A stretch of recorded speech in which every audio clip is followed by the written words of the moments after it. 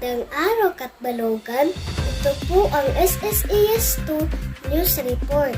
Ako po si Mary Precious Gift G. Dusal.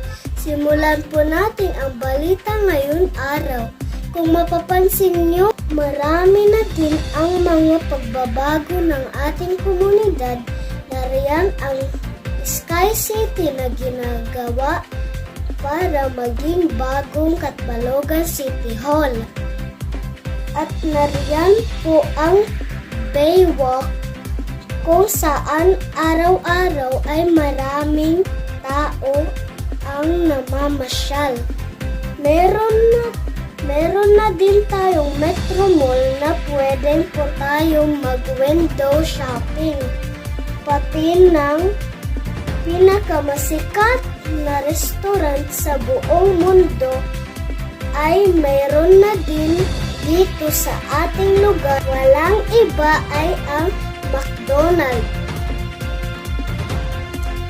na nasa Diversion Road. Nakakamangha kung iisipin na marami ng magandang pagbabago ang ating komunidad. At dumarami na din ang mga mag-aaral ang nagbibigay ng scholarship ngayong. Marami na din ang mga ginaganap na kompetisyon sa iba't ibang paaralan. Sa katunayan ay pinagdiwang pa lamang nung nakaraang linggo ang pagkapanalo ng mga mag-aaral sa aming paaralan sa isang competition default.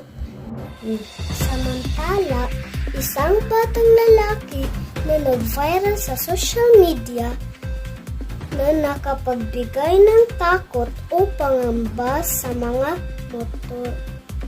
mga tao, lalo na sa mga motorista, dahil ang bata daw ito ay ginagawang playground ang mga kalsada.